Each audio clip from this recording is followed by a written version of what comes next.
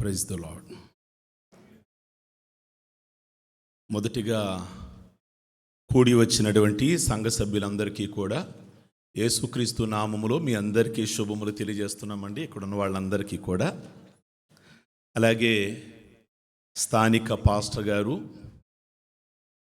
మరి ప్రత్యేకంగా ఈరోజు పిలిచినప్పుడు నేను బయటికి వెళ్ళటం బహు అరుదు.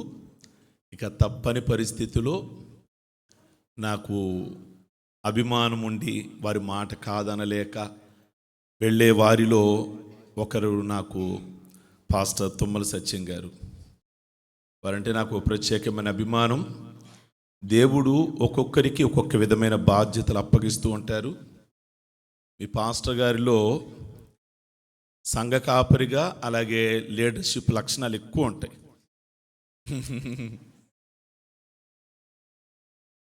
నేను ఆ విషయంలో బాగా చాలా సంతోషిస్తాను.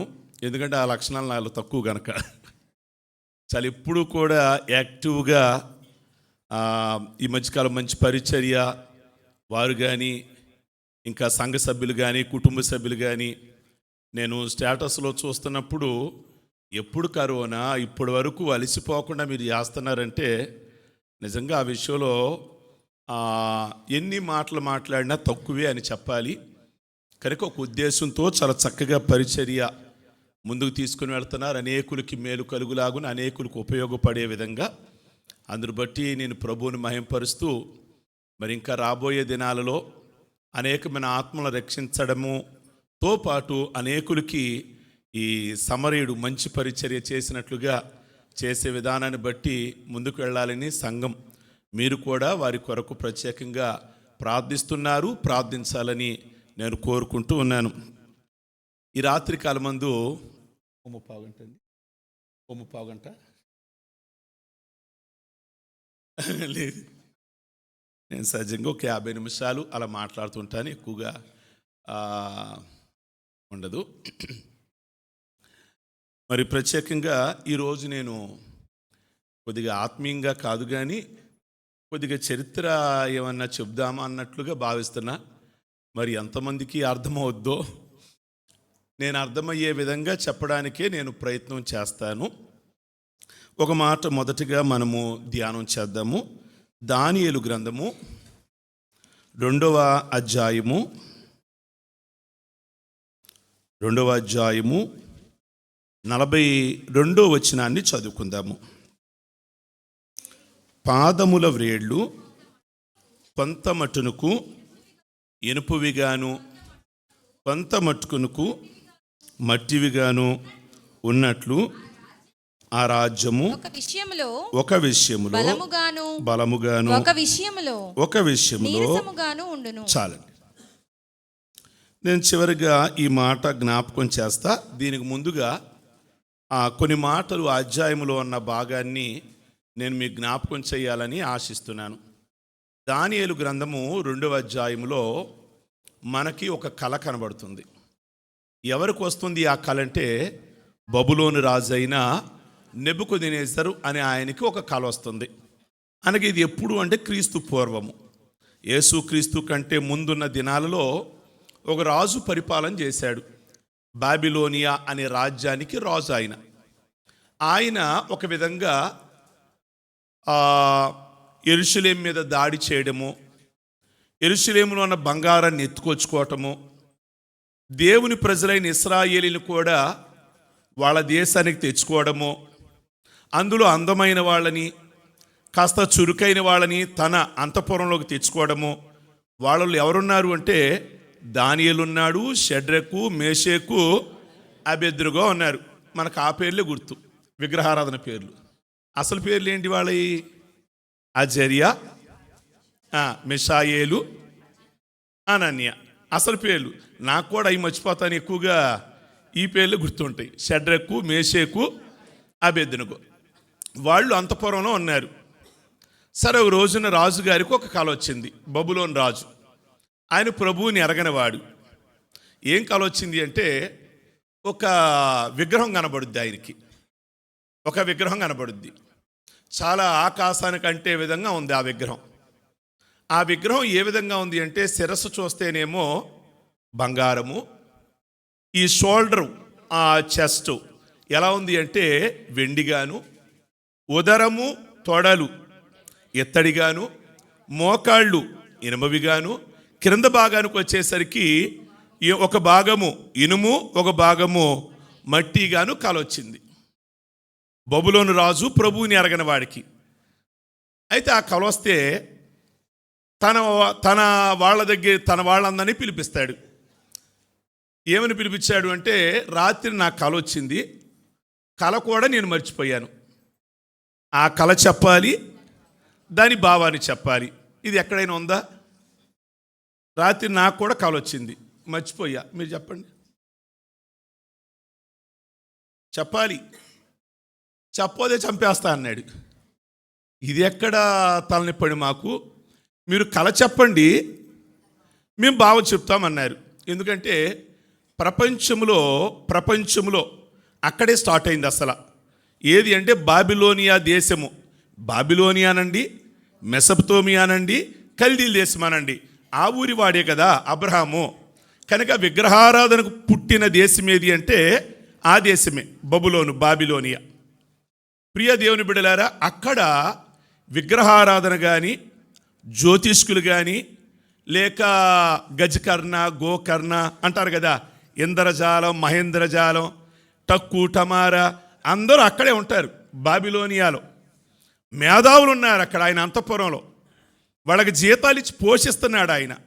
అయితే చెప్పమని అంటే ఒక్కళ్ళు కూడా, రాజా కల చెప్పండి కాస్త, దాన్ని అర్థాన్ని భావాన్ని చెబుతామన్నారు. అయితే రేపు మార్నింగ్ లోపల మీరు కల చెప్పకపోతే, దాని అర్థాన్ని చెప్పకపోతే మిమ్మల్ని అందరినీ చంపించేస్తా అని అన్నాడు. ఆ విషయం ఎవరి దగ్గరికి వచ్చింది అంటే దానియేలు దగ్గరికి వచ్చింది. దానియేలుకి 16-17 ఏళ్ళు ఉంటాయి, కుర్రోడు. ప్రియ దేవుని బిడ్డలారా, అతను తన స్నేహితులైన షడ్రకు మేషేకు అబెద్నెగో దగ్గరికి వచ్చి అన్నాడు కదా, మనము చెప్పడానికి ప్రయత్నం చేద్దాం. మొత్తానికి దానియేలు బబులోను రాజు దగ్గరికి వెళ్ళి సమయం అడుగుతాడు. నాకు కొంత గడువు ఇవ్వండి, నేను దేవుని సన్నిధిలో ప్రార్థన చేసి మీకు ఏ కాలం వచ్చిందో నేను దాన్ని చెబుతాను అంటాడు. అవకాశం ఇస్తారు, ప్రార్థన చేస్తారు వీళ్ళందరూ కూడా. ప్రభువా, మర్మాలను బయలుపరచడము అది నీ వంతే, కనుక ఆయనకి ఏమైతే కల వచ్చిందో సేమ్ నాకు ఆ కల రావాలి. కల రావడమే కాదు, దాని అర్థం కూడా నాకు తెలియాలి అని అన్నాడు. నిజంగా ఈ కళ ప్రపంచానికి అవసరం. బబులోను రాజుకే దేవుడు ఆ కళ గనక బయలుపరచకపోతే ఈరోజు ప్రపంచం ముగింపు ఎలా ఉంటుందో మనకు తెలియదు. ఈ విగ్రహము గనక మీకు తెలిస్తే, నేనంటాను మన భారతదేశాన్ని మోడీ గారు పరిపాలన చేస్తున్నారు. ఆయన అడగండి తర్వాత ఏం జరుగుద్దో చెప్పలేడు. కాస్తో కోస్తో ప్రపంచంలో ఏం జరుగుతుందో అమెరికా ప్రెసిడెంట్ చెప్పగలడు. ఎందుకని? ఆయనకి బైబిల్ తెలుసు గనక. మోడీ గారికి మీరు చెప్పొచ్చు ఏం జరుగుద్దంటే, నెక్స్ట్ ఏం జరుగుద్దంటే నేను చెప్తాను వినండి అని మీరు చెప్పొచ్చు. ఎందుకని? మీకు వాక్యం తెలుసు కనుక. ఈ అధ్యాయం తెలిస్తే మీకు మొత్తం టోటల్గా అన్ని విషయాలు తెలిసిపోతాయి. ప్రపంచంలో ఉన్న నాయకులకి అధ్యక్షులకి అర్థం కాని విషయాలు మనకు తెలుసు. దేవుడు అలా వ్రాసి ఉంచేశాడు. నాకు అనిపిస్తుంది అసలు ఈ కళ ఓ పౌలు గారికి ఇవ్వకుండా, మంచి ప్రార్థనా పౌరులకి ఇవ్వకుండా దేవుడు ఎవరికి ఇచ్చాడు అంటే ఒక అన్యుడు ప్రభువుని ఎరగని వాడికి ఇచ్చాడు. దేవుడు కొన్నిసార్లు కొంతమందిని వాడుకుంటాడు, మనల్ని ఏమో ఎప్పుడు స్టాండర్డ్గా వాడుకుంటాడు. కొంతమందిని ఏమో ఎలా వాడుకుంటాడు అంటే అవసరాన్ని బట్టి వాడుకొని పక్కన పడేస్తాడు. అందులో నెబుకద్నెజరు ఒకడు. అగ్గిపుల్ల వెలుతురు వస్తుంది, పక్కన పడేస్తాం. నెబుకద్నెజరుని అలా ఇశ్రాయేలుని దండించడానికి జస్ట్ వాడుకున్నాడు అంతే.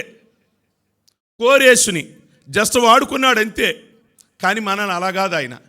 ఎప్పుడు మనం ఆయనకు కావాలి, మనల్ని వాడుకుంటాడు. నెబుకద్నెజరుకు ఒక చక్కటి కళ ఇచ్చాడు. ఆ కళ మార్నింగ్ వెళ్ళాడు దానియేలు చెప్పడానికి. రాజా మీకు ఏం కళ వచ్చిందో నేను చెప్పబోతున్నా, రెడీగా ఉండండి అన్నాడు. చెప్పు అన్నాడు. మీకు ఒక భారీ విగ్రహము కనబడింది, అవునా? అవునవును, చెప్పండి. అయితే గుర్తు రావట్లేదు అన్నాడు.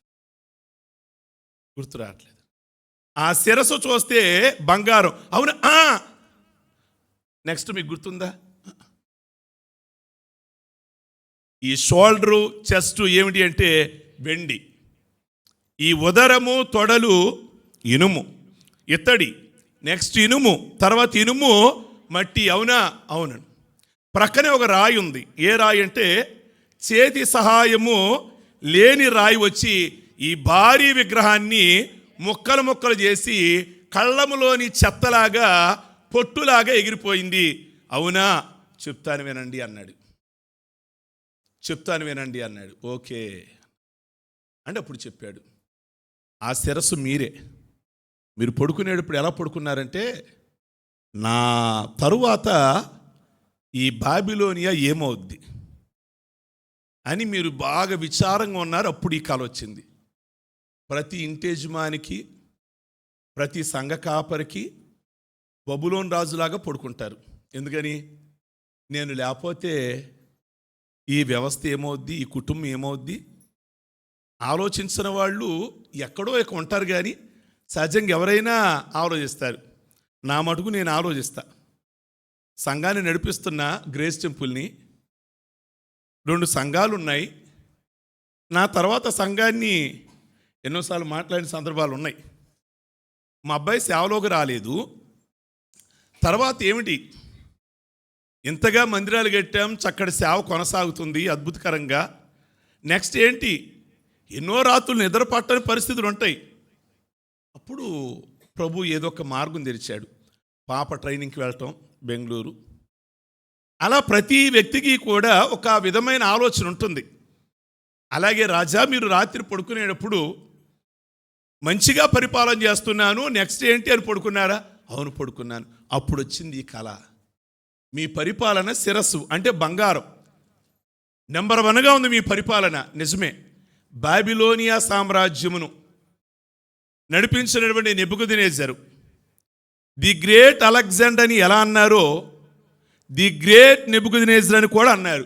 అలా పరిపాలన చేశాడు. బాగుంది ఆయన పరిపాలన. సువర్ణ యుగంలాగా, బంగారు యుగంలాగా ఉంది ఆయన పరిపాలన. మీరు వెళ్ళిన తర్వాత కాస్త పరిపాలన తగ్గుద్ది. ఏది బంగారం కంటే తక్కువేది? వెండి. వెండి పాలన వస్తుంది అని చెప్పాడు. వెండి పాలన అయిన తరువాత కాస్త తగ్గుద్ది. మరలా ప్రపంచంలో పరిపాలన ఏది అంటే ఇత్తడి వస్తుంది అన్నాడు. ఇప్పుడు ఆ వెండి ఎవరు అంటే, నెబుకద్నెజరు వెళ్ళిపోయిన తర్వాత ఎవరు వచ్చారు అంటే, మాదియా, పారసీక అనేవాళ్ళు వచ్చారు. మాదియా, పారసీక అనేవాళ్ళు వచ్చారు. వాళ్లే 2 భుజాలు.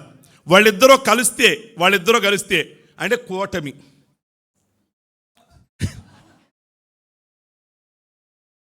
కూటమి. మాదియా అనేది ఒక రాజ్యం, పారసీక అనేది ఒక భుజం, 2 షోల్డర్స్ వెండితో పోల్చారు. కూటమి వస్తే కానీ మిమ్మల్ని ఎదుర్కోలేరు. ఎవరిని? నెబుకద్నెజర్ని. ఆయన ఎదుర్కోవడం అనేది సామాన్య విషయం కాదు కదా. మాదియా, పారసీక, ఆ కూటమి వస్తే కానీ మిమ్మల్ని దెబ్బతీస్తారు. కూటమి వచ్చింది. నాకు ఇప్పుడున్న ఏంటో మీరు నవ్వుతున్నా, నాకు అర్థం కావట్లా ఎందుకు నవ్వుకుంటున్నారు. ఓకే, నాకేమి ఇవన్నీ తెలియవు. ఆ కూటమి వల్ల, మాదియా, పారసీక రావటం వల్ల నెబుకద్నెజరు పరిపాలన అయిపోయింది. వాళ్ళిద్దరి వల్ల ఏమయ్యారు అంటే కాస్త క్వాలిటీ తగ్గింది పరిపాలన. నిజంగా ఎంత చక్కగా చెప్పాడో దానియేలు నిజంగా ఎంత చక్కగా చెప్పాడో. అది ప్రపంచంలో జరిగింది. మాదియా, పారసీకలు మినిమం 200 సంవత్సరాల దాకా పరిపాలన చేశారు. ప్రియ దేవుని బిడ్డలారా, తర్వాత వాళ్ళ పరిపాలన అయిపోయింది. ఎవరు వచ్చారు అంటే ఇత్తడి సామ్రాజ్యం క్వాలిటీ తగ్గింది. ఎవరు అంటే అలెగ్జాండర్. ఎవరండి? అలెగ్జాండర్ వచ్చి దడదడలాడిచ్చాడు. మాదియా, పారసీకాన్ని అడ్రస్ లేకుండా చేశాడు. మాదియా, పారసీకని 33.5 ఏళ్లకే చనిపోయాడు కదా. ఏం చెప్తారు అంటే, మన ఇండియా కూడా వచ్చాడంట అలెగ్జాండర్. అప్పుడు మన భారతదేశాన్ని పురుషోత్తముడని పరిపాలన చేస్తున్నాడు. ఎందుకండి మేము స్కూల్లో సోషల్ చదివి వచ్చాం. మా పాస్టర్ గారు ఏదో మిమ్మల్ని కాస్త పౌలు గారి గురించి చెప్పంటే ఇవన్నీ లేదు కొన్నిసార్లు ఇవి కూడా మనకు తెలియాలి. బైబిల్ ప్రవచనాలు ఉన్నాయి. అలెగ్జాండర్ వచ్చాడు, మన భారతదేశానికి కూడా వచ్చి గెలిచి వెళ్ళిపోతుంటే అలెగ్జాండర్ని వెళుతుండగా కోతి కరిచిందట. దారి మధ్యలో విషజ్వరం వచ్చింది, చనిపోయాడని చరిత్ర చెప్తుంది. అందుకే అంటారు కదా, అలెగ్జాండర్ గొప్పోడా చలిజ్వరం గొప్పదా అంటారు. ఏది గొప్పది? అలెగ్జాండర్ ప్రపంచాన్ని వణికిచ్చాడు, చలిజ్వరం ఎంతటి మనిషి అయినా, భారీ దేహం అయినా కొద్దిగా చలి వచ్చింది, జ్వరం వచ్చింది అంటే ఆ మూలు కూడా తట్టుకోలేం. దారి మధ్యలోనే చనిపోయాడు అలెగ్జాండర్, దారి మధ్యలోనే. తర్వాత ఆయన కింద ఉన్న ఒక 4 సైనికులు పరిపాలన చేశారు చానాళ్ళు. గ్రీకు రాజ్యాన్ని డెవలప్ చేశారు, గ్రీకు భాషని డెవలప్ చేశారు. అది ఇత్తడి సామ్రాజ్యం. అది అయిపోయిన తర్వాత ఇనుము అంటే ఎవరు? రోమ్ సామ్రాజ్యం. ఇనుము అంటే ఎవరు? ఎలా చెప్పాడు చూడండి దానియేలు. రోమ్ సామ్రాజ్యం వచ్చింది. 400 సంవత్సరాలు పరిపాలన చేశారు. 4 సంవత్సరాలు కాదు, 40 సంవత్సరాలు కాదు, 400 సంవత్సరాలు రోమ్ ప్రపంచాన్ని పరిపాలన చేశారు. రోమ్ సామ్రాజ్యం అయిపోయింది. ఇనుము అంటే చాలా స్ట్రాంగ్ అనమాట, చాలా స్ట్రాంగ్గా పరిపాలన చేశారు. ఆ కాలంలోనే యేసయ్య పుట్టాడు. ఆ కాలంలోనే యేసయ్యని చంపేశారు వాళ్ళు. ఆ కాలంలోనే యేసయ్య పునరుద్ధానుడిగా లేచాడు. ఆ కాలంలోనే సంఘం స్టార్ట్ అయింది.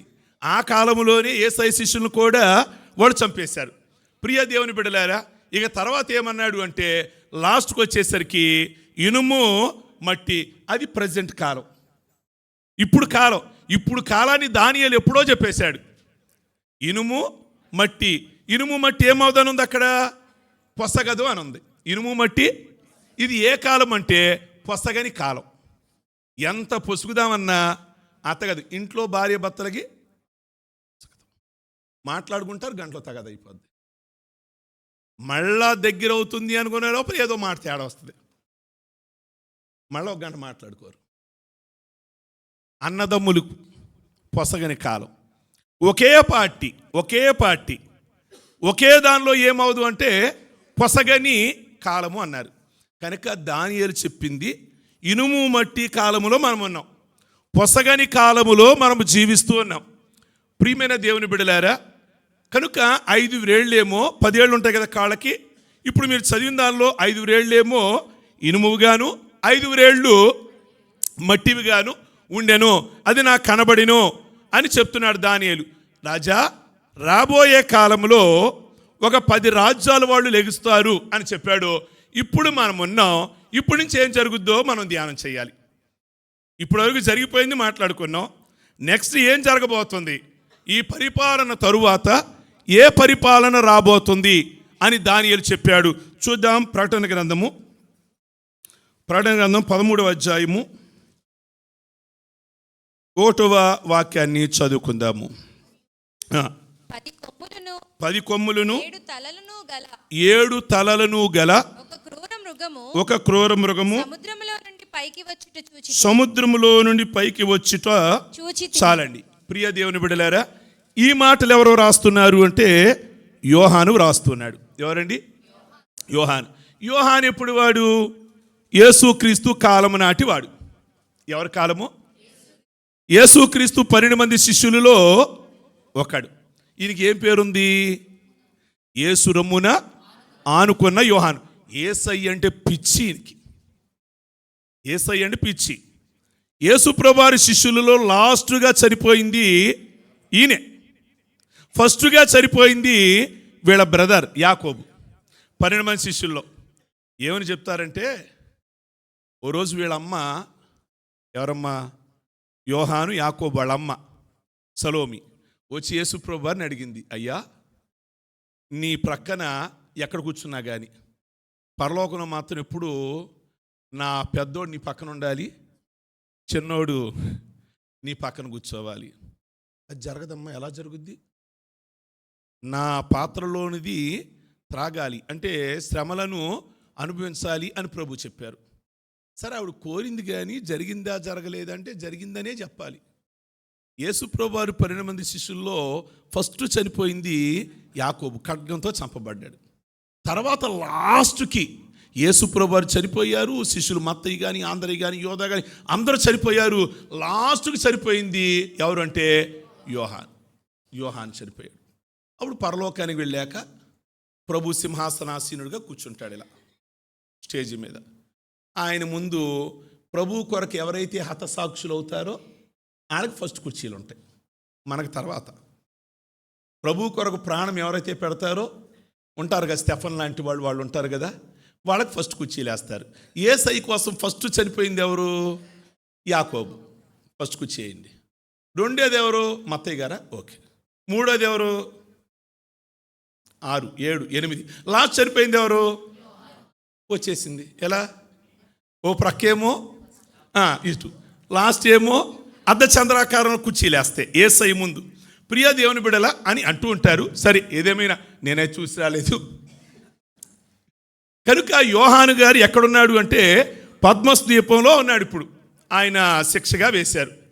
వేస్తే ప్రభు చూపిస్తున్నారు జరగబోయే విషయాలన్నీ కూడా చూపిస్తే రాసిన గ్రంథమే ప్రకటన గ్రంథం.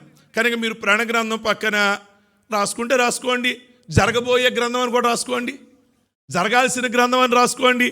ఆ విషయాలన్నీ కూడా ప్రభు యోహానికి చూపించారు.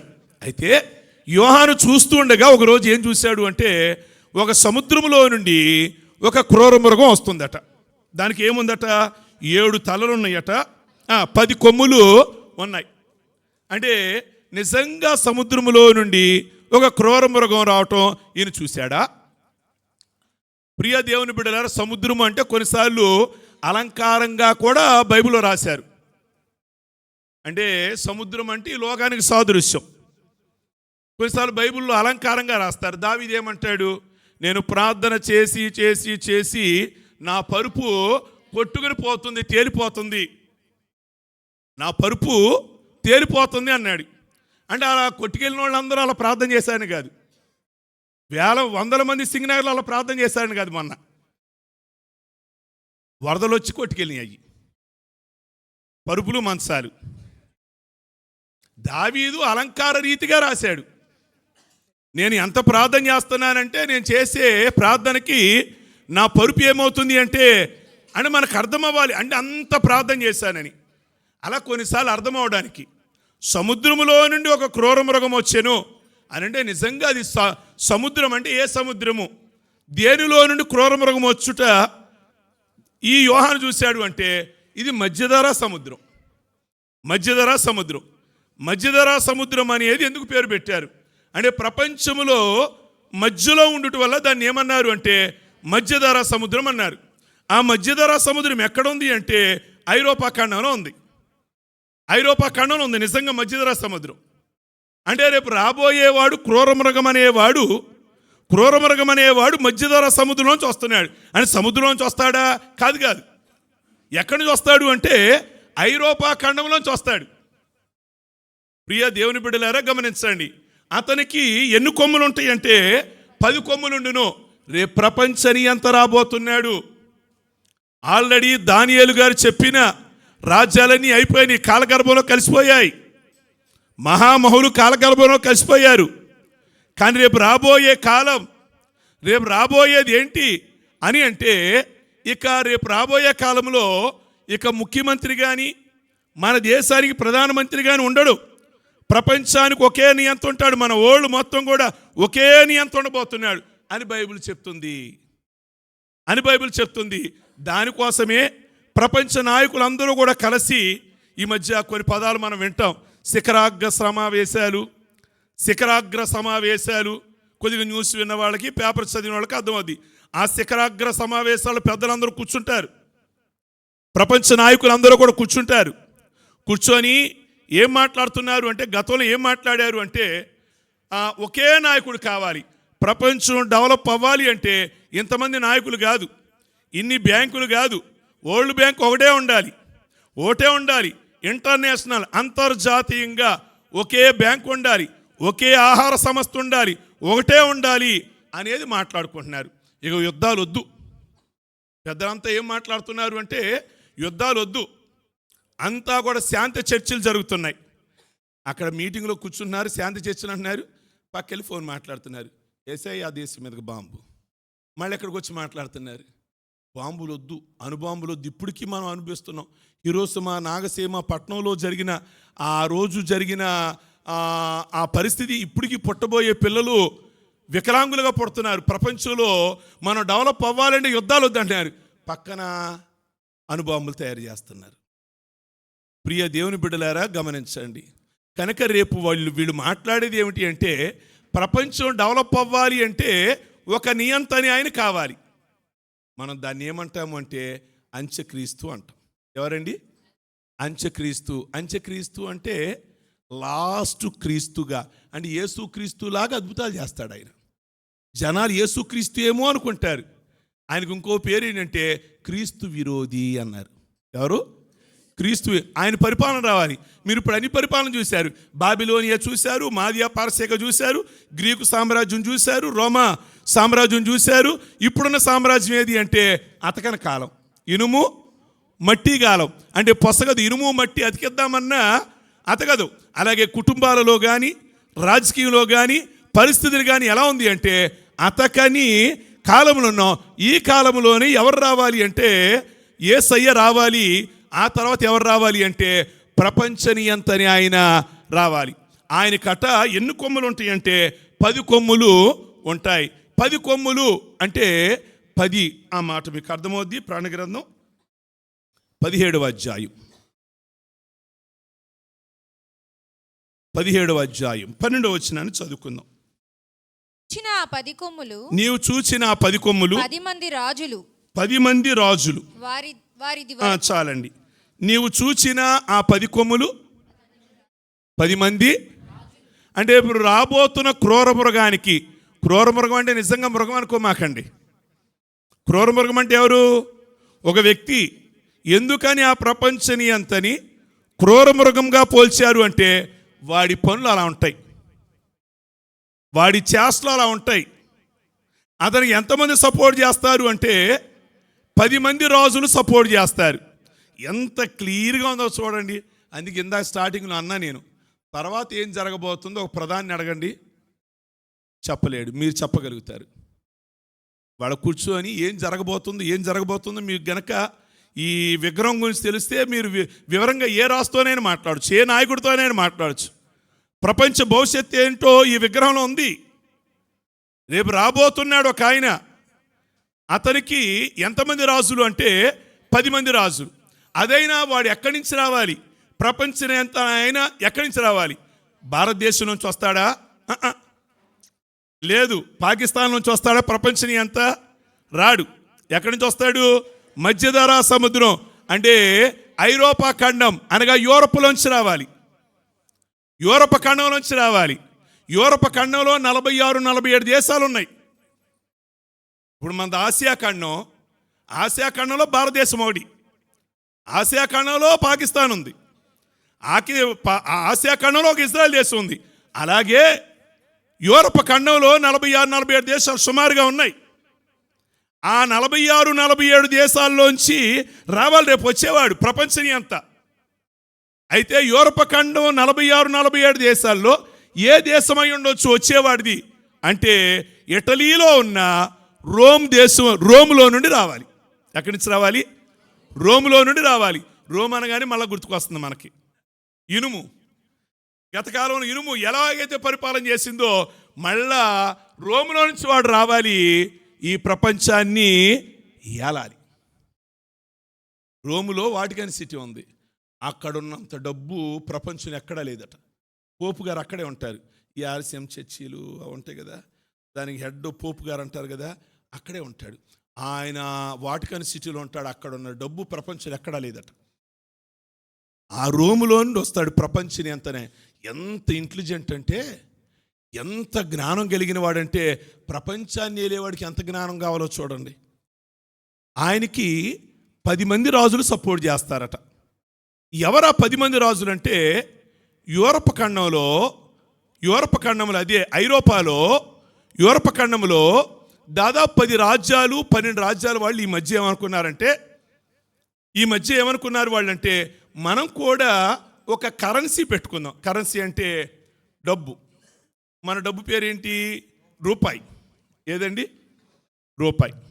అమెరికా వెళ్ళామనుకోండి, డాలర్ ఇప్పుడు 86 రూపాయలు 89 రూపాయలు ఇంచుమించుగా ఉంది. అది ఇంగ్లాండ్ వెళ్ళామనుకోండి, పౌండ్ అంటారు అనుకుంటా, పౌండ్ 108 రూపాయలు ఎంతో ఇంచుమించుగా ఉంది. అదే మీరు ఇప్పుడు నేను చెప్తున్న యూరోప్, యూరో అంటారు దాన్ని. అది ఎంత ఉంది అంటే 82 రూపాయలు 83 రూపాయలు ఉంది. మనకు ఒక రూపాయి, వాళ్ళకు ఒక యూరో వచ్చి 83 రూపాయలు. అక్కడ మీరు కనుక ఒక యూరో తెచ్చుకున్నారనుకోండి, ఇక్కడ బ్యాంకులో ఇచ్చారనుకోండి 83 రూపాయలు ఇస్తారు. మీరు ఒక రూపాయి తీసుకెళ్ళి వాళ్ళకి ఇచ్చారనుకోండి, వాళ్ళకి ఇచ్చారనుకోండి, దేనికి పనిచేయదు. అమెరికాలో ఒక డాలర్ తెచ్చారనుకోండి, ఇక్కడ ఎంత మార్చుకోవచ్చు? దాన్ని 86-87 రూపాయల దాకా మార్చుకోవచ్చు. ఒక ధ్యానారం ఉంది, ఒక అరబ్ కానీ కువైట్ కానీ ఓ ధ్యానారం ఉంది. ఓ ధ్యానారం తెచ్చుకున్నారనుకోండి 293 రూపాయలు వస్తాయి. ఒక ధ్యానారం ప్రజెంట్ బాగుంది అది. ఓ ధ్యానారం 293 దాకా ఉంది. ఇజ్రాయెల్ వెళ్ళారనుకోండి, షెకేల్, ఇజ్రాయెల్ వెళ్తే షెకేల్ 23 రూపాయలు దాకా ఉంది ప్రజెంట్. 23 రూపాయల దాకా. ఓ షెకేల్ ఇక్కడ తెచ్చి బ్యాంకులో ఇచ్చారనుకోండి 23 రూపాయలు ఇస్తారు. పాకిస్తాన్కి వెళ్ళారనుకోండి రూపీ అంటారు. ఏమంటారు? ఓ రూపీ తీసుకొచ్చి బ్యాంకులో ఇచ్చారనుకోండి 65 పైసలు ఇస్తారు. 65 పైసలు ఇస్తారు. అయితే ప్రియ దేవుని బిడ్డలారా గమనించండి, ఇప్పుడు మన అంశమంతా కూడా యూరో అనగా దాదాపుగా వాళ్ళ కరెన్సీ పేరు అన్నమాట. 10 దేశాల వాళ్ళు కలిసి మనం ఒక యూరో పెట్టుకుందాం మనం అని వాళ్ళు ఒక కరెన్సీని పెట్టుకున్నారు. దాని యూరో అంటాము 82-83 రూపాయలు. ఇప్పుడు వాళ్ళ మనసులో ఉన్నది ఏమిటంటే, మన 10 దేశాల్లోనే కాదు, అక్కడ ఉంది కదా 10 కొమ్ములు, అంటే 10 రాజ్యాల వాళ్ళు రేపు ప్రపంచ నియంతకు ఏం చేస్తారట? సపోర్ట్ చేస్తారు. బైబిల్లో ఏ ముక్క కూడా వదలడానికి వీల్లేదు.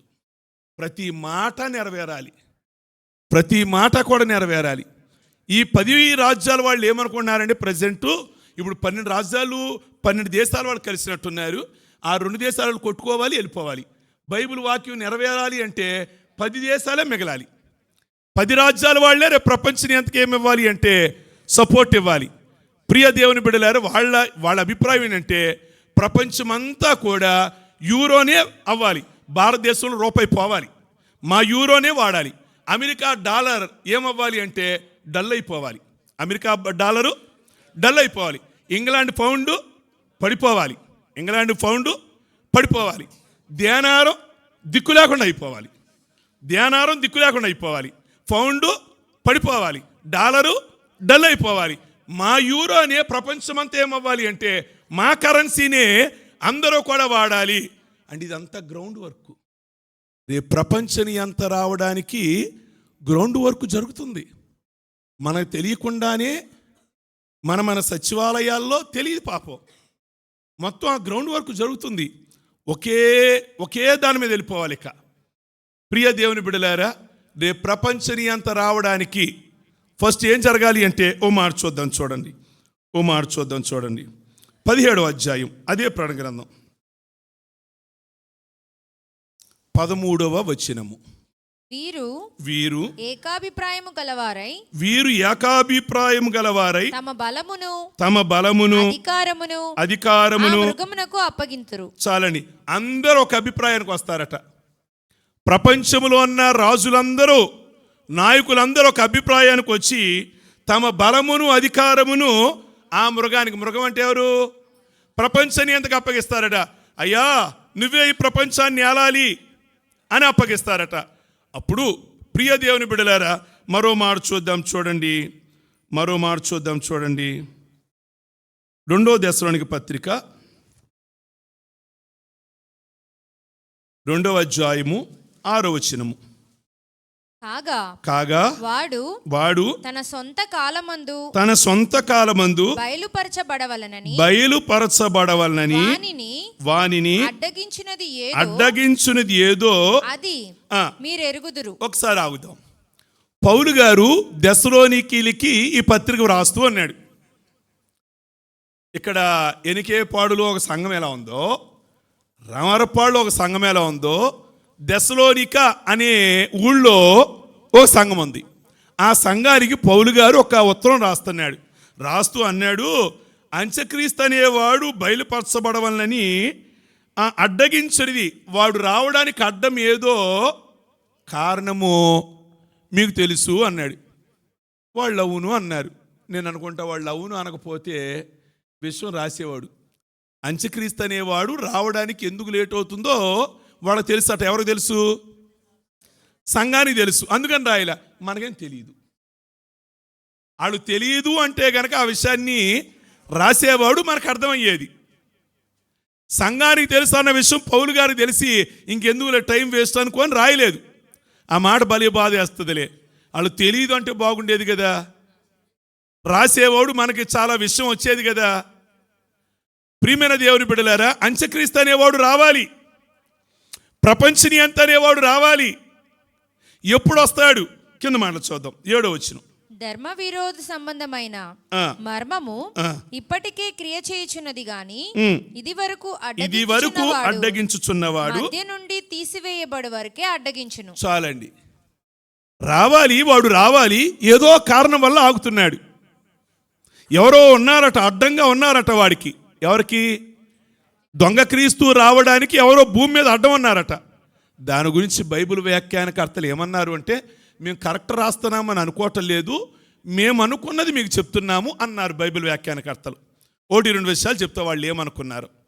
వాళ్ళు ఏమన్నారు అంటే, ఈ లోకములో సంఘం అనేది ఉంది, సంఘం ఇంకెక్కడికి వెళ్ళలేదు అంటే ప్రభు దగ్గరికి వెళ్ళలేదు గనక వాడు ఇంకా ఈ లోకానికి రాలేదు. అది మాది ఒక అభిప్రాయం అన్నారు. రెండో అభిప్రాయం ఏంటంటే, లోకంలో ఎవరున్నారు అంటే పరిశుద్ధాత్మ దేవుడు పనిచేస్తున్నాడు, పనిచేస్తాడు. ఎందుకని? ఆయన ఉందక ఇక్కడ ఏది? సంఘం ఉంది కదా. సంఘం ఉంది కనుక ఆయన వర్క్ ఉంది ఇక్కడ. కనుక ఆయన ఉండు వల్ల వాడు ఈ లోకానికి రాలేకపోయాడు. పరిశుద్ధాత్మ దేవుడు ఎప్పుడైతే వెళ్ళిపోతాడో ప్రపంచనీయంత అనేవాడు, అంత్యక్రీస్తు అనేవాడు ఈ లోకానికి వస్తాడు. అవును, తండ్రి యెహోవా టైంలో ఆయన వర్క్ చేశాడు. యేసుక్రీస్తు భూమి మీద 33.5 ఏళ్ళు ఆయన వర్క్ ఆయన చేశాడు. ఇప్పుడు ఎవరి టైం ఇది? సంఘంలో ఎవరి టైం ఇది? పరిశుద్ధాత్మ యొక్క టైము. సంఘాన్ని నడిపిస్తున్నాడు ఆయన. కనుక దేవుని బిడ్డలారా, మరొకళ్ళు ఏమన్నారు అంటే, ఇక్కడ దేవుడు ఒక ప్రత్యేకమైన దూతను ఉంచాడు భూమి మీద పరిశుద్ధులను కాపాడడానికి. అందుకే వాడు ఈ లోకంలోకి ఇంకా రాలేపోతున్నాడు, వాడి ఆటలు సాగవని. కనుక సంఘం ఎత్తబడగానే వాడు వచ్చేస్తాడు భూమి మీదకి. చాలాసార్లు అడుగుతూ ఉంటారు, అంత్యక్రీస్తు ఎప్పుడు వస్తాడండి? 7 ఏళ్ల శ్రమలు ఎప్పుడు స్టార్ట్ అవుతాయండి? మీకు కూడా ఆలోచన ఉందా? 7 ఏళ్ల శ్రమలు ఎప్పుడండి అసలు? మా చిన్నప్పటి నుంచి చెప్తున్నారు పాస్టర్ గారు, ప్రభు రాబోతున్నారని. నేనంట ఇప్పుడు టైం 8:09 అయింది. 8 ఒక్క నిమిషం అయితే 8:10 అయితే అర్థం అవుద్దేమో. 8:09 అంటే మీకు అర్థం కాదు. టైం 8:10 అయింది. ప్రభు రాకడ 8:10కి వచ్చాడు అనుకోండి. ప్రభు రాకడ 8:10కి వచ్చాడు అనుకోండి. మధ్యాకాశానికి వచ్చాడు. పరిశుద్ధులందరూ కూడా ఏమవుతారు అంటే, ఈ స్లాబు ప్రక్కకి వెళ్ళిపోవాలి. పరిశుద్ధులందరూ ఏమవుతారంటే, నేను ఎలా ఉన్నాను అనుకోండి, ఎలాగ వెళ్ళిపోతా. ఎత్తబడితే భక్తి ఉంటే, పాస్టర్ గారు ఎత్తబడాలని ఏం లేదుగా. కరెక్ట్గా ఉంటే మీరు కూడా చక్కగా. ఎవరు అన్నారు, ఆదివారం కనబడిన వాళ్ళంతా ఆరాధనలో పరలోకంలో కనబడరుగా అన్నారు.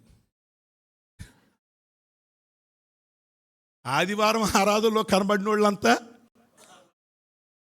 కనబడరుగా. మీరు అడగవచ్చు, నా ప్రక్క బ్రదర్ కనబడతలేదేంటి? ఆరాధనకు ముందే వస్తాడు, నా ప్రక్కన సిస్టర్ కనబడతలేదేంటి?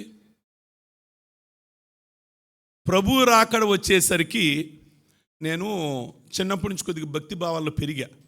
మేము దాదాపుగా కన్వర్ట్ అయ్యి నాకు ఒక 3వ క్లాస్ అలా చదువుతుండగా మేము కన్వర్ట్ అయ్యాం. మా అమ్మ బాగా విగ్రహారాధన చేసేది. బాగా యేసుక్రీస్తు అంటే అసలు ఇష్టం ఉండదు.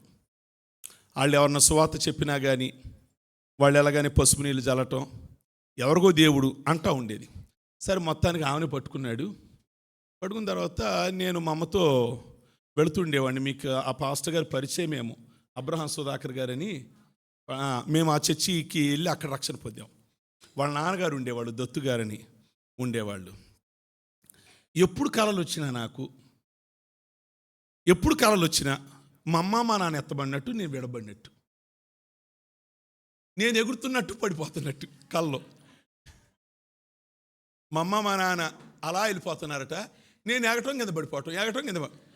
ఎప్పుడు ఎన్ని కళలు వచ్చినాయి అదే కళలు. చాలా భయంగా ఉండేది.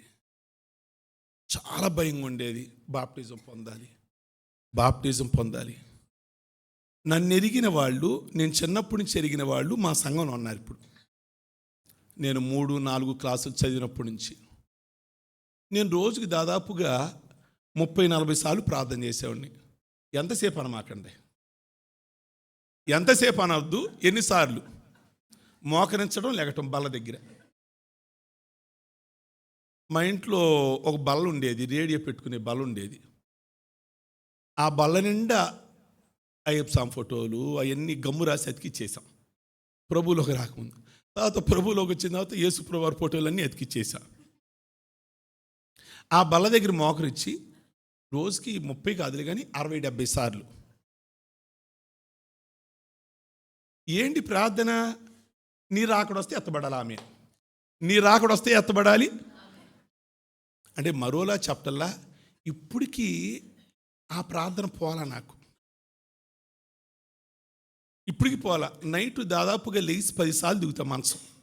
మా పిల్లలు అంటారు, ఈమె కూడా ప్రార్థన చేసుకున్నారు కదా ఒక అరగంట 30 గంట, అన్నిసార్లు పిల్లల్లాగా దిగుతా. ఇక ఇది లాస్ట్ ప్రార్థన. 1 గంట దిగుతా. నాకు నిద్ర బాగా తక్కువ, 3:30-3 గంటల కంటే ఎక్కువ పడుకోను. సంఘస్థులు ప్రార్థన చేస్తారు, ప్రభు ఎక్కువసేపు పడుకోవాలి ఆయనని. ఒకసారి అనుకుంటా తెల్లారి 5 అయినా మెలకు రాలా, చెయ్యొద్దని చెప్పా.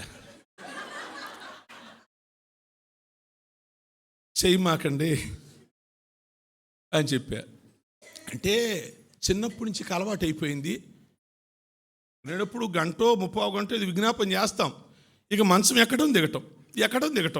ఇంకొకసారి లాస్ట్ సార్ సరే పడుకొని ఒక 2 నిమిషాలు ఇలా దినిమే పెట్టుకున్నాక అది 1 సెంటీమీటర్ మళ్ళీ దిగాలి.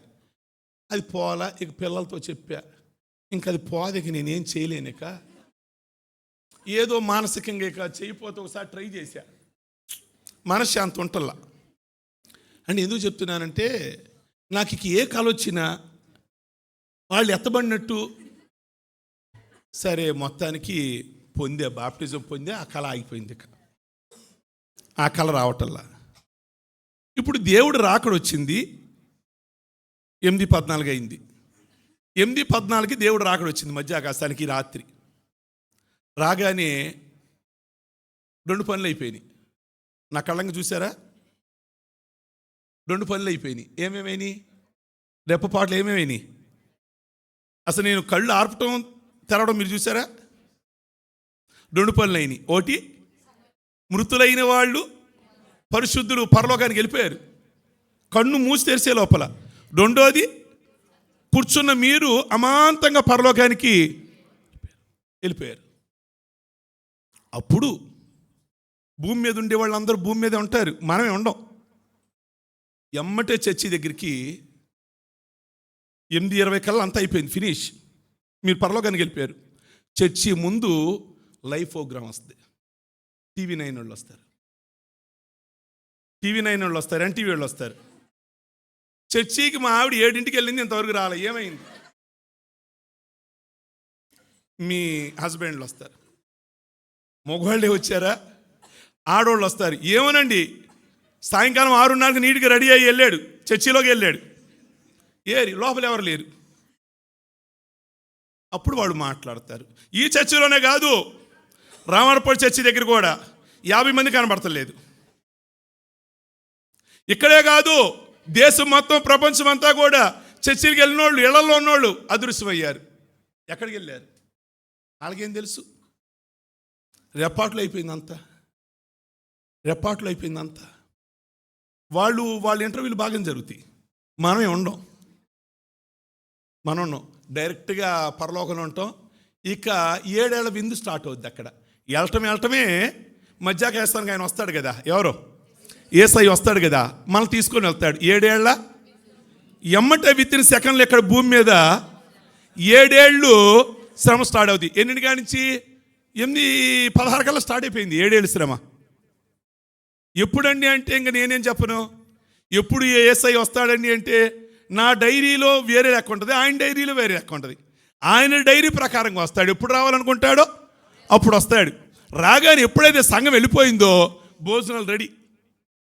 8:20 కాంచే మీకు రకరకాల భోజనాలు, 7 ఏళ్ల విందు. ఇక్కడ 7 ఏళ్ల శ్రమలు వస్తాయి. అప్పుడు ఎంటర్ అవుతాడు ఎవరో?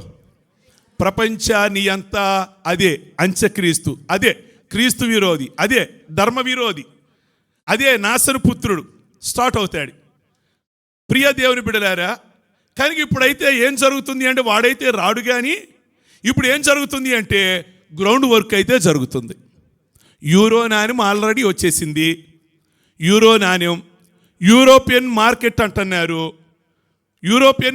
అంటున్నారు. అమెరికా కూడా ఫస్ట్ ప్రపంచాన్ని అగ్రరాజ్యంగా ఉండేవి పోర్చుగీసు, స్పెయిన్ ఉండేవి.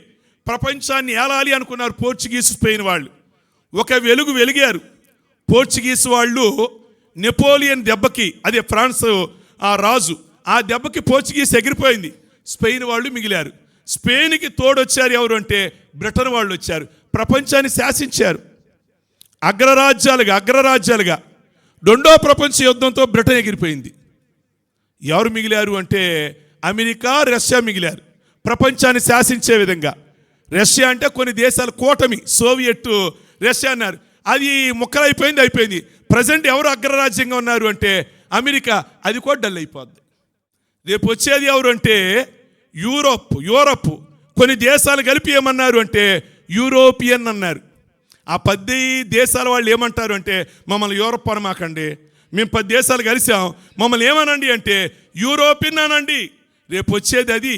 దేవుని లేఖనము నెరవేరాలి అంటే మధ్యధరా సముద్రములో నుండి ఒక క్రూర మృగము, మధ్యధరా సముద్రం అంటే ఐరోపా ఖండం, యూరోప్లో నుండి రావాలి, రోమ్లో నుండి రావాలి, ప్రపంచని అంతా. ప్రియ దేవుని బిడ్డలారా, ఆ గ్రౌండ్ వర్క్ అంతా కూడా ఏమవుతుంది అంటే జరుగుతుంది. వాడి పరిపాలన 7 ఏళ్ళు ఉంటుంది భూమి మీద. వాడి పరిపాలన 7 ఏళ్ళు ఉంటుంది. వాడి పరిపాలన మనం చూడకుండా ఉండాలని కోరుకోండి.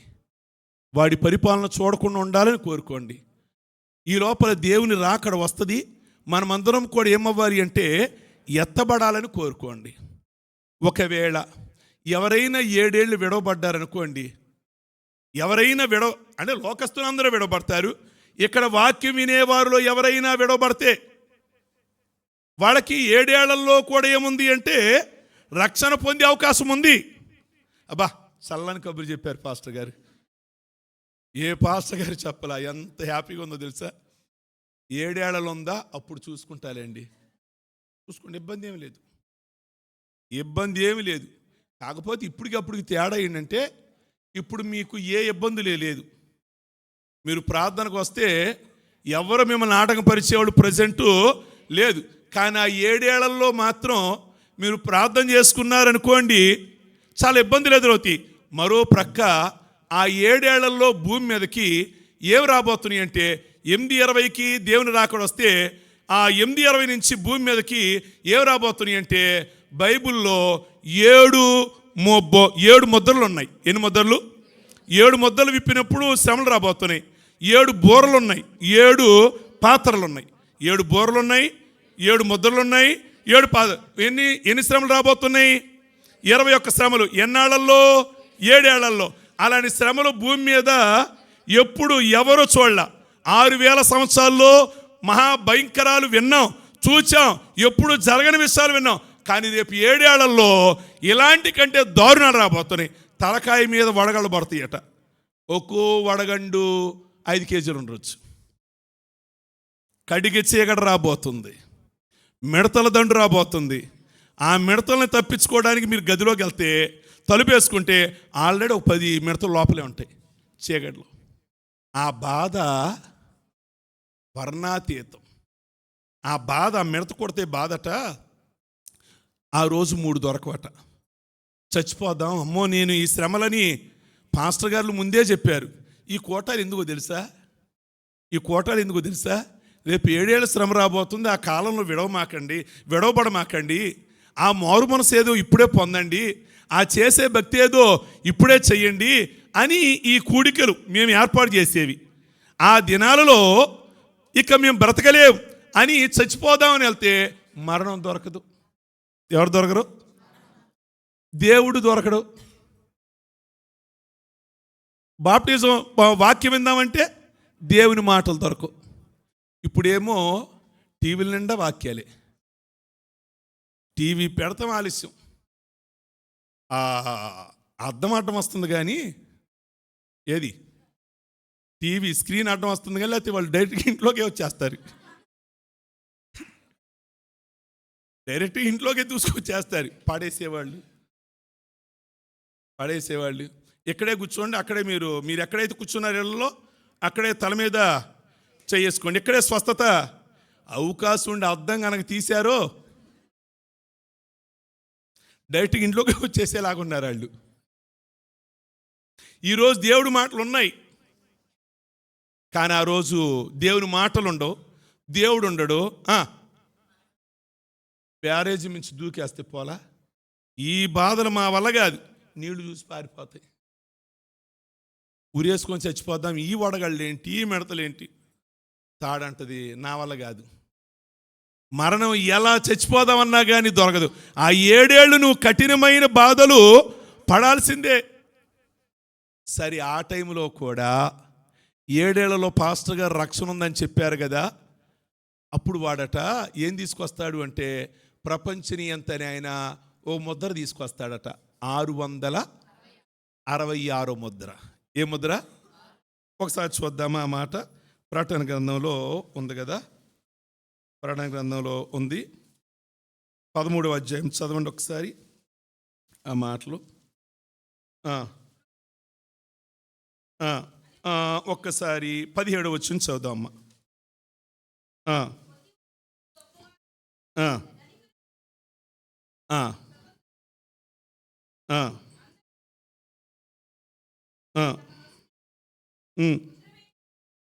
ముద్ర వేయించుకున్నట్లును, ఆ ముద్ర అనగా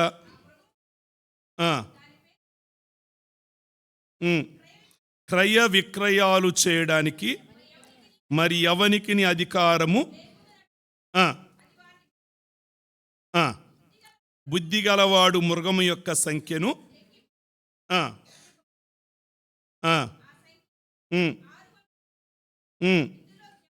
చాలండి. ప్రపంచని అంతనే ఆయన వస్తాడు 7 ఏళ్లలో. అందరికీ ఏమి ఏర్పాటు చేస్తాడు అంటే 666 ముద్ర వేస్తే నొసడ మీద లేదా కుడి చేయి మీద వేస్తారు.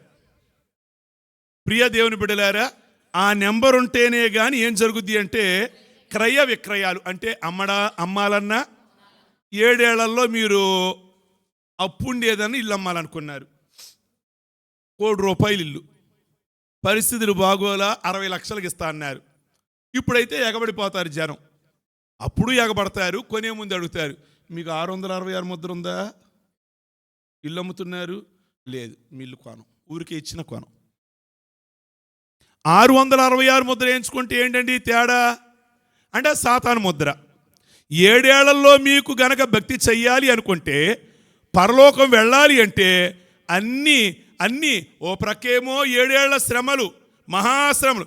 7 ఏళ్ల శ్రమలని ఎలా విడగొట్టారు అంటే 3.5 సంవత్సరాలేమో శ్రమలు, మరో 3.5 మహాశ్రమలు.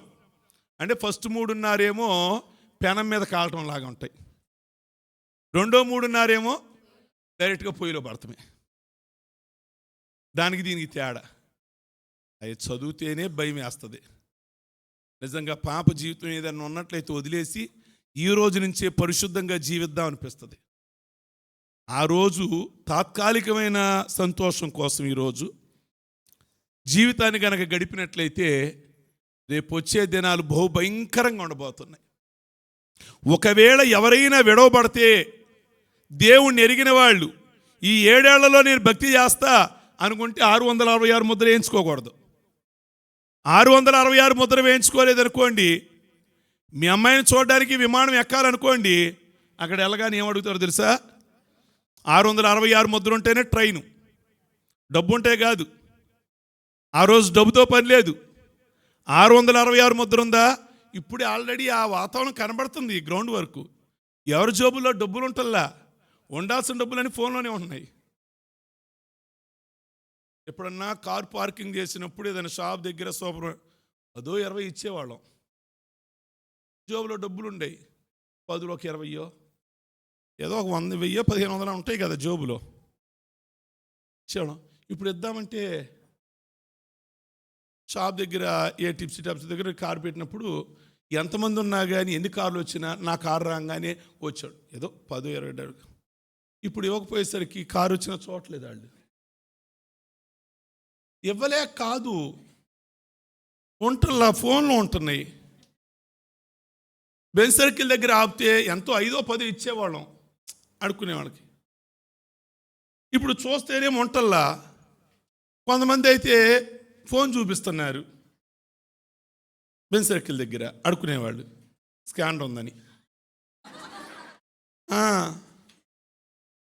10 ఎంతో కొడుతున్నాం. కొంతమంది దగ్గర స్కానర్ లేకపోతే అని వెళ్ళిపోతున్నారు తిట్టుకొని.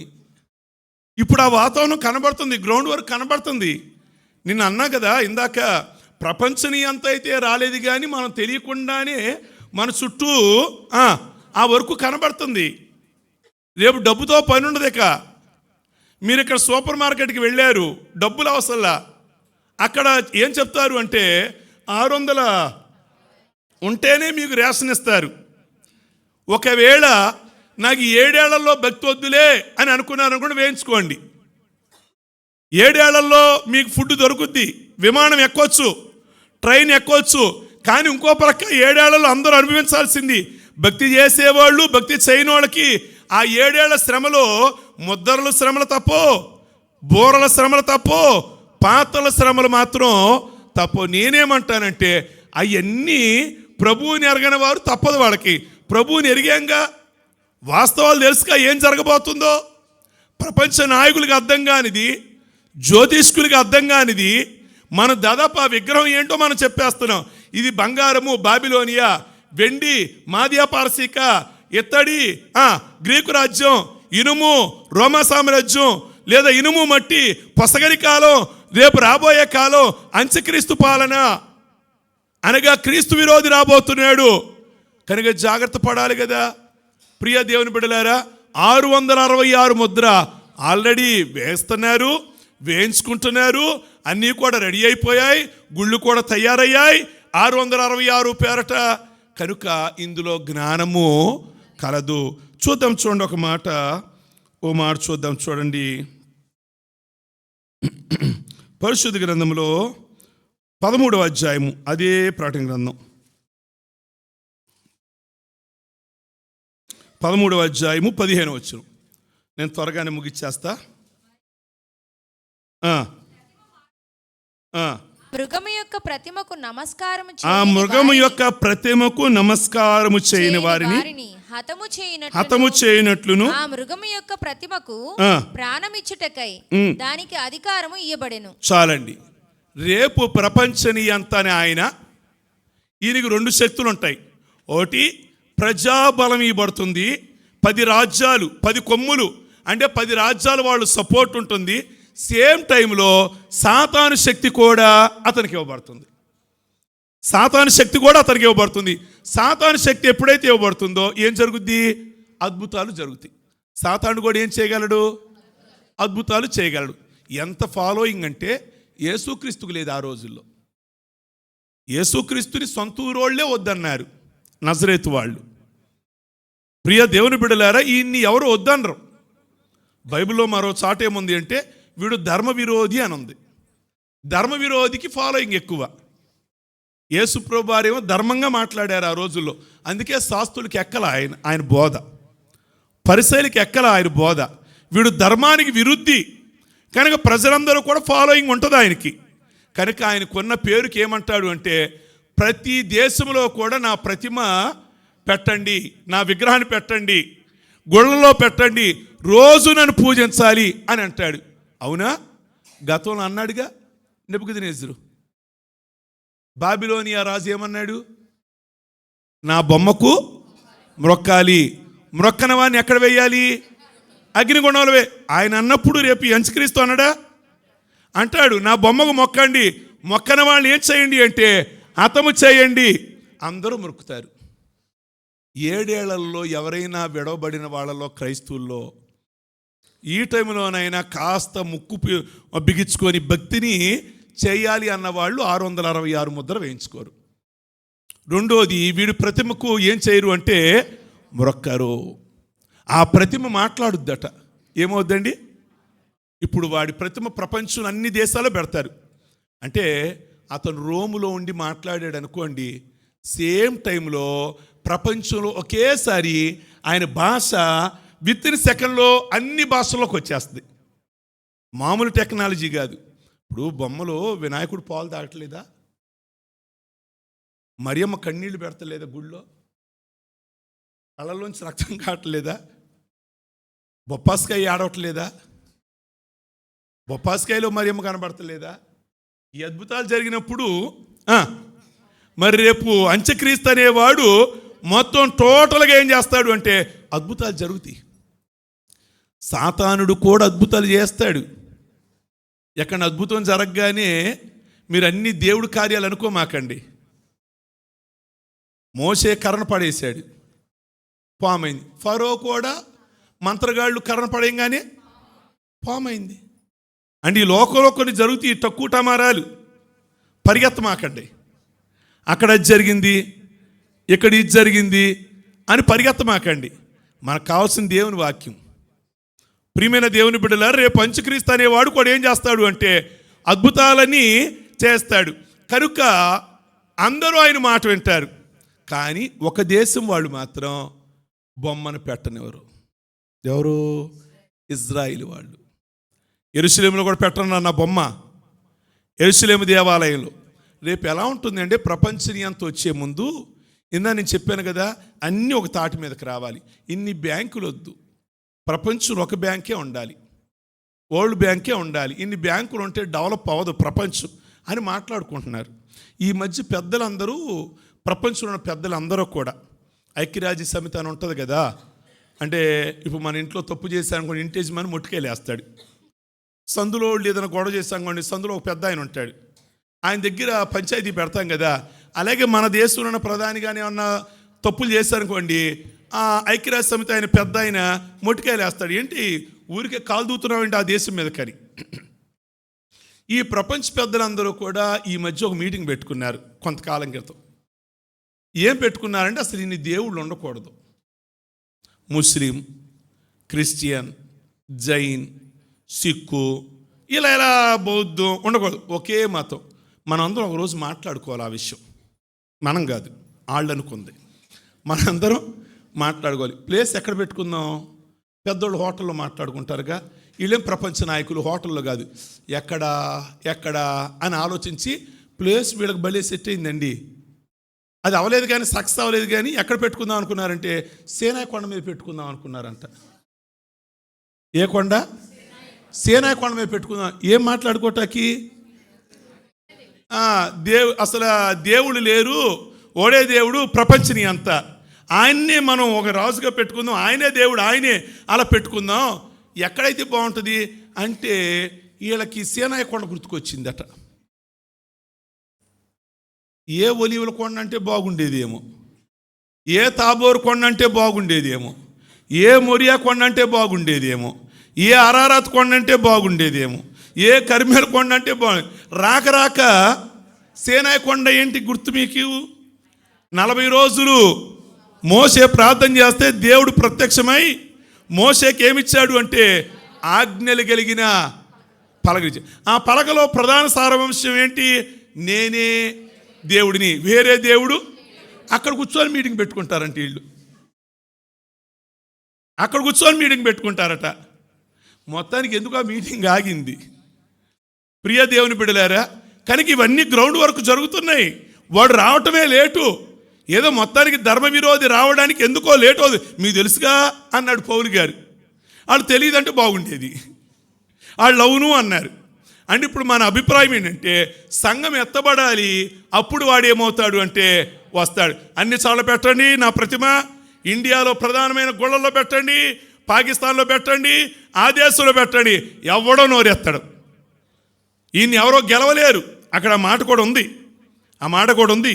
ఓ మాట చూడండి, 2 దశలోనిక పత్రిక, నేను ముగిస్తాను. 2వ అధ్యాయము 4వ వచనము. ఏది దేవుడు అనబడును, ఏది పూజింపబడును దానిని అంతటిని ఎదిరించుచు. మన దేవుడు ఉన్నాడు, ఆయన కాదంటాడంట ఎదిరించుచు. దానికి అంతటికి పైగా వాడు తన్ను తానే హెచ్చించుకొనుచు, తాను దేవుడనని, ఆయనే దేవుడని తన్ను కనపరుచుకొనుచు దేవుని ఆలయంలో కూర్చుండును. గనుక ఏ విధముగానైనా ఎవడును మిమ్మును మోసపరచనీయకుడి. రేపు రాబోయేవాడు ఏమంటావండి? మా దేవుడు యేసుక్రీస్తు అండి. లేదు ఆయన కాదు, నేను దేవుణ్ణి. నన్ను కూర్చోబెట్టాడు ఎక్కడ, నాకు పాలాభిషేకం చేయండి ప్రతి గుళ్ళో ప్రపంచంలో. సరే ఓకే, నిజంగా మీరు దేవుడు కాకపోతే ఈ అద్భుతాలు ఏంటండి? అసలు అద్భుతాలు చేస్తాడంట. మరి ఏం చేస్తాడో, యేసుప్రభువారు ఎలా చేస్తాడో చేస్తాడు. ఎందుకంటే సాతాను శక్తి ఉంది, ప్రజాబలం కూడా ఆయనకి ఉంది. కానీ ఇజ్రాయేలీలు మాత్రం ఒప్పుకోరు. వార్త వెళ్ళింది, ఇజ్రాయేల్ వాళ్ళు వాళ్ళ దేవాలయం పెట్టనివ్వలేదని. వెంటనే తన బలగంతో ప్రపంచంలో ఉన్న సైన్యాన్ని మొత్తాన్ని తీసుకొని ఎక్కడికి వెళ్తాడు అంటే ఇజ్రాయెల్ దేశం మీదకి వెళ్తాడు. ఏరా, నా ప్రతిమ అన్ని దేశాలలో పెట్టనిస్తే మీరు పెట్టనివ్వరా? ఏడు మీ ధైర్యం అని ఆ దేశం మీదకి వీళ్ళందరినీ విమానాలు, ట్రైన్లు, యూపటీస్ నది ఆరిన నేలగా చేస్తాడంట దేవుడు. ఏ నదిని? ఇజ్రాయెల్ వెళ్ళడానికి యూపటీస్ నది ఆరిన నేలగా చేస్తే ఎగబడి వెళ్ళిపోతారు. ఇజ్రాయెల్ అనుకుంటారు, ఇదేం అన్యాయం, ఇంతకాలం మేము ఆయన పూజిస్తే, ఆయన్ని ఆరాధిస్తే, మా మీదకి దేవుడు నదిని కూడా ఆపి ఇన్ని లక్షల మందిని మా మీదకి తీసుకొస్తున్నాడని వాళ్ళు కొండలకు పారిపోతారట ఇజ్రాయేలీలు. ఏంటి ప్రభువా అని. అప్పుడు వాళ్ళతో ఫైటింగ్ చేస్తాడు ప్రపంచ నియంత అంత్యక్రీస్తు. అప్పుడు దేవుడు ఆ ఒలీవుల కొండ మీద ఏమవుతాడు అంటే ప్రత్యక్షమై ఇశ్రాయేలీల తరపున వచ్చిన జనాంగముతో, ప్రజలతో ఏం చేస్తాడు అంటే ఆయనే యుద్ధం చేస్తాడు. ఆ యుద్ధం ఏమంటారు అంటే హెర్మెగ్దోన్ యుద్ధము. ఏ యుద్ధము? హెర్మెగ్దోన్ యుద్ధం. ఆ రోజు రక్తం ఎలా కారుద్ది అంటే, ఆ వధా రక్తం ఎక్కడ దాకా కారుద్ది అంటే గుర్రముల యొక్క కళ్ళము వరకు, అనగా గుర్రాల యొక్క ఆ మూతి వరకు రక్తం వరదలాగా ప్రవహిస్తుందట. ప్రియ దేవుని బిడ్డలారా, ఆ దినాలు రాబోతున్నాయి. కనుక ఆ దినాలలో నీవు ఉండకుండా ఉండాలి అంటే ఇది చక్కటి అవకాశం. ఇంకా ఏ పాప జీవితాన్నైనా మనం కలిగి ఉన్నట్లయితే, క్షణికమైన వాటికి, తాత్కాలికమైన వాటికి, 7 ఏళ్లలో ఇవన్నీ గుర్తుకొస్తాయి. ఎందుకు ఆ రోజు చక్కటి సేవకులు, చక్కటి సంఘ కాపరి మమ్మల్ని ఇంతగా మార్చడానికి ప్రయత్నం చేస్తే ఏదో నిర్లక్ష్యం. ఈరోజు 7 ఏళ్లలో నాకు భక్తికి అవకాశం ఉంది, కానీ అంతా రిస్కు. వడగళ్ళు, మిడతలు, దాక్కోవాలి, ఫుడ్ దొరకదు. కనుక ఆ దినాలలో ఉండకుండా ఉండాలి అంటే ఈరోజు దేవుడు నీకు మంచి అవకాశం ఉన్నాడు. మనం సంవత్సరం కూడా దాటబోతున్నాం. కొద్ది దినాలలో ఈ 2 దినాలు మంచిగా ప్రార్థన చేసుకొని నూతన సంవత్సరంలో ఒక చక్కటి మనసుతో ప్రభువా నీ రాకడొస్తే అది భయం కావాలి. ఎక్కడ కూర్చున్నా నుంచుని ఇది మాత్రం మర్చిపోకూడదు. నేను ఇందాక చెప్తున్నా కదా, ఎప్పుడు ఈ మాట గుర్తు చేసుకుంటా. సంఘానికి చెప్తా, నేను మాత్రం ఎక్కడ కూర్చున్నా నాకు ఆ భయం. ప్రభు రాకడ వస్తుందేమో. నిద్ర పట్టేదిగా చిన్నప్పుడు. ఎక్కడ టపాకీలు కాలుస్తే భయం. నైటు బోరు ఊదాడేమో ప్రభు, మమ్ముందా వెళ్ళిపోయింది మంచం నుంచి. మా నాన్న ఎక్కడో నైట్ 12కి బోర్లు వస్తాయి కదా సౌండ్లు, పెళ్ళిళ్ళు అయినప్పుడు ఎక్కడ నైటు బోర్ రాగానే ఏదో మా పాస్టర్గా చెప్పారు, కడబోర శబ్దంతో వచ్చేసాడా, మమ్మ వెళ్ళిపోయిందా. ఇదే ఆలాపన ఆలాపనే లోకంలో పడిపోకుండా ఈ రోజు వరకు కూడా దేవుళ్ళు ఉండడానికి కారణం ఏంటంటే ఈ రాకడ భయం.